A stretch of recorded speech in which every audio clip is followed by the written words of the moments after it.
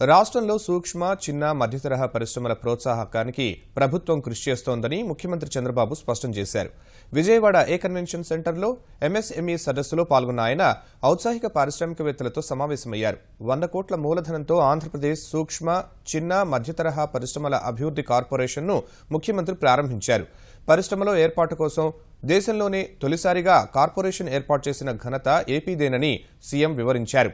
సూక్ష్మ, చిన్న, మధ్యతరహా పరిశ్రమల కోసం అమరావతిలో 15 ఎకరాల్లో భవనం నిర్మించనున్నామన్న సీఎం ఔత్సాహిక పారిశ్రామికవేత్తలకు అక్కడే శిక్షణా తరగతులు నిర్వహిస్తామన్నారు. ఎక్కువ మందికి ఉద్యోగాలు కల్పించేది, ఎక్కువ మంది ఆధారపడేది ఈ ఎంఎస్ఎంఈలపై ఆధారపడుతున్నారు. మన దగ్గరుండే సమాచారం ప్రకారం 90,000 కోట్ల రూపాయలు పెట్టుబడులు పెట్టారు. 10 లక్షల మందికి ఉద్యోగాలు కల్పిస్తున్నారు. ఒక్క మాటలో చెప్పాలంటే ఎక్కువ ఉపాధి కల్పించే ఏకైక వ్యవస్థ ఈ ఎంఎస్ఎంఈలు కూడా నేను మీకు తెలియజేస్తున్నాను. నేను కూడా ఒక ఎంఎస్ఎంఈతో ప్రారంభించాను నా జీవితాన్ని. ఆ విషయం మీరు గుర్తుపెట్టుకోవాల్సిన అవసరం ఉంది. అక్కడి నేను ఒక కార్బైడ్స్ ఫ్యాక్టరీ పెట్టడం, ఒక హోటల్ కట్టడం, అవి అయిన తర్వాత మళ్ళీ అవన్నీ అమ్మేసి 1-2 ఫెయిల్ అయితే కూడా మళ్ళీ మీరు చూస్తే నేను ఒక డైరీ పెట్టి, ఆ రోజు నేను స్టార్ట్ చేసింది 2తోనో 3తోనో స్టార్ట్ చేశాం. నేను 1.5 year మాత్రం పనిచేశాను. తర్వాత ఇండస్ట్రీ వైపు చూసే సమయం కూడా నాకు రాలేదు. ఆ బాధ్యత మా మిస్సెస్కి ఆ రోజు అప్పచెప్తే 25 సంవత్సరాలుగా నీతి నిజాయితీగా చేస్తున్నారు. ఎక్కడ కూడా ఒక్క పైసా ఫేవర్ ఎవరి దగ్గర తీసుకోలేదు, ఏ గవర్నమెంట్లో తీసుకోలేదు. కుటుంబానికి ఒక ఎకనామిక్ యాక్టివిటీ. నా లెక్క ప్రకారం మనం ఉద్యోగం చేయడం కంటే మనం ఉద్యోగం ఇచ్చినప్పుడు ఉండే ఆనందం జీవితంలో ఎప్పుడూ ఉండదు. ఆ విషయం మీరు గుర్తుపెట్టుకోవాల్సిన అవసరం ఉంది. అగ్రికల్చర్ అభివృద్ధి కావాలి.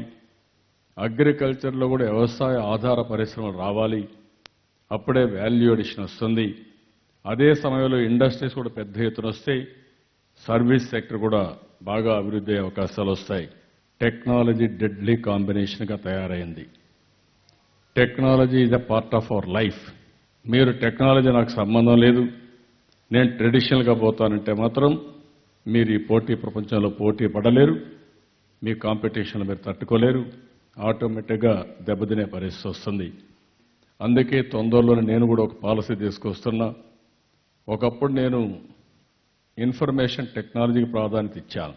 రాను రాను భవిష్యత్తులో ఇన్ఫర్మేషన్ టెక్నాలజీ నుంచి వాల్యూ అడిషన్కి మనం ముందుకు పోవాల్సిన అవసరం ఉంది.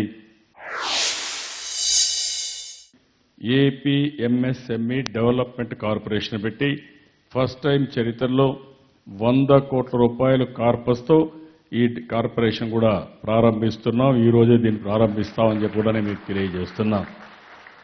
నేను ఇమ్మీడియట్గా మన రాజధాని అమరావతిలో 15 ఎకరాల భూమి ఎంఎస్ఎంఈ భవన్కు ల్యాండ్ ఇస్తాను. పూర్తిగా ల్యాండ్ ఇచ్చి అవసరమైతే ఉన్నది బెస్ట్ ఇన్ఫ్రాస్ట్రక్చర్. అక్కడ అవసరమైతే కొన్ని డిఫరెంట్ R&D కావాలని డిఫరెంట్గా పెట్టుకుందాం. ఇక్కడ మెయిన్ బిల్డింగ్లో training, technology support, marketing, networking మనం ఈ విధంగా కాకుండా ఎవ్రీ ఇయర్ ట్రైనింగ్ ప్రోగ్రామ్స్ పెడదాం. 175 నియోజకవర్గాల్లో 175 ఎంఎస్ఎంఈలు పెట్టాలని చెప్పి అనుకున్నాం. ఇది 50 ఎకరాల నుంచి 100 ఎకరాలు, 150 ఎకరాల వరకు పోతాం. ఇంకా ల్యాండ్ దొరికితే 200 ఎకరాలకు వెళ్తాం. ఇప్పుడు న్యూ డెవలప్మెంట్ మీరు చూస్తే భవిష్యత్తులో మీకు ఎవరికి ఇండస్ట్రీస్లో కరెంట్ రేట్లు పెంచను. ఆ విషయం మీరు గుర్తుపెట్టుకోవాలి. మీరు ప్లాన్ చేసుకోవచ్చు, పెద్ద ఎత్తున ప్లాన్ చేసుకోవచ్చు. కావాలంటే ఇంకా కరెంట్ రేట్లు పెంచను.